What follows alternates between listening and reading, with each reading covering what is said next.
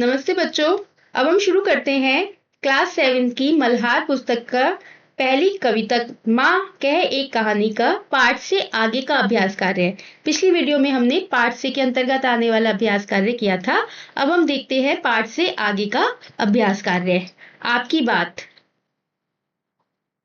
सुन उपवन में बड़े सवेरे तात भ्रमण करते थे तेरे। आप या आपके परिजन भ्रमण के लिए कहाँ कहाँ जाते हैं और क्यों जाते हैं। इसी तरह से आप बताएं कि आप परिजन अपने परिजन कौन है, माता पिता भाई बहन, इनके साथ कहाँ कहाँ घूमने के लिए जाते हैं और क्यों।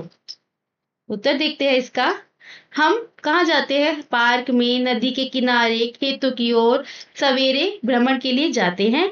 क्यों जाते हैं? ताजगी और स्वास्थ्य के लिए। के बाद इस पार्ट में एक माँ अपने पुत्र को कहानी सुना रही है। आपने कविता पढ़ी है कि इसमें माँ अपने पुत्र को कहानी सुना रही है।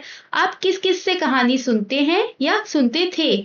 आप किसको और कौन सी कहानी सुनाते हैं? मतलब आपको बताना है कि आप किस किस से कहानी सुनते हैं और आप किस किस को सुनाते हैं। मैं अपने दादा दादी से कहानियां सुनता था और अब मैं अपनी छोटी बहन को राजा रानी की कहानी सुनाता हूँ। माँ ने कहानी सुनाने के बीच में एक प्रश्न पूछ लिया था। क्या कहानी सुनाने के बीच में प्रश्न पूछना सही है? अगर सही है तो क्यों? माँ ने कहानी सुनाने कहानी के बीच में प्रश्न पूछना सही है। बीच में प्रश्न पूछना सही है और कहानी में अधिक जुड़ाव होता है। इससे क्या होता है कि कहानी में अधिक जुड़ाव होता है। इससे श्रोता सोचने लगता है। इससे क्या होता है कि श्रोता जो है वो सोचने लगता है। कविता में बालक अपनी माँ से बार बार वही कहानी सुनने की हट करता है। हट क्या है? जिद। क्या आपका भी कभी कोई कहानी बार बार सुनने का मन करता है? अगर हाँ तो वह कौन सी कहानी है और क्यों? मुझे सिंह और चूहा। सिंह क्या है? शेर। शेर और चूहे की कहानी बार बार सुनना अच्छा लगता है क्योंकि यह सिखाती है कि कोई भी छोटा या बड़ा नहीं होता। और भी कोई कहानी हो सकती है तो आप अपने उत्तर में वह भी लिख सकते हैं। निर्णय करें। राहुल तू निर्णय कर इसका। ये इस कविता की पंक्ति है। नीचे कुछ स्थितियां दी गई हैं। बताइए कि इन स्थितियों में आप क्या करेंगे।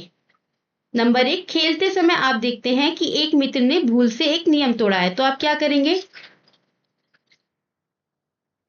खेलते समय आप देखते हैं कि एक मित्र ने भूल से एक नियम तोड़ा है, तो मैं नियम समझाकर शांतिपूर्वक बात करूंगा।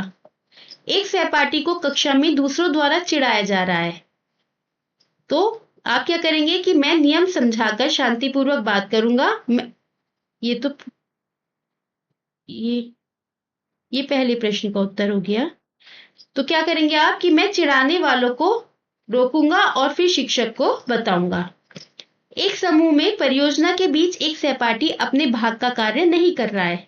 एक परियोजना है जिसमें एक सहपाठी आपका साथ का पढ़ने वाला अपने जो उसको काम दिया गया उसको नहीं कर रहा है, तो आप क्या करेंगे? मैं उसे उसका काम याद दिलाकर उसे उसके काम बांटने में मदद करूंगा। आपके दो मित्रों के बीच एक छोटी सी बात पर तर्क वितर्क हो रहा है। मैं बीच बचाव करता और दोनों को समझाता।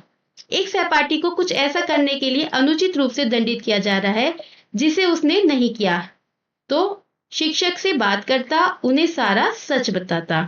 एक सहपाठी प्रतियोगिता में हार जाने पर उदास है, उसे प्रोत्साहित करता, अगली बार की तैयारी में मदद करता। कक्षा में चर्चा के बीच एक सहपाठी संकोच कर रहा है और बोलने का अवसर नहीं पा रहा है, उसे बोलने का अवसर दिलाता।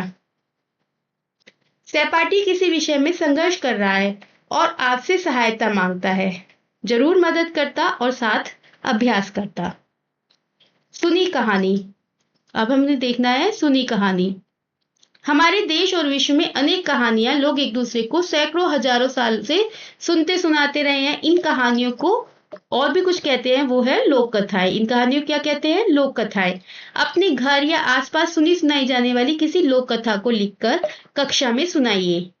आपने जिस भाषा में लोक कथा सुनी है या जिस भाषा में आप लोक कथा लिखना चाहें लिख सकते हैं। कक्षा के सभी समूहों द्वारा एकत्रित लोक कथाओं को जोड़कर एक पुस्तिका बनाइए और कक्षा के पुस्तकालय में उसे सम्मिलित कीजिए। आपने कोई कहानी किसी भी लोक कथा को सुना है तो आप उसी भाषा में अपनी कक्षा में सुनाएं। जैसे लोक कथा है बंदर और मगरमच्छ, आपने भी ये कहानी सुनी होगी, बंदर और मगरमच्छ की कहानी।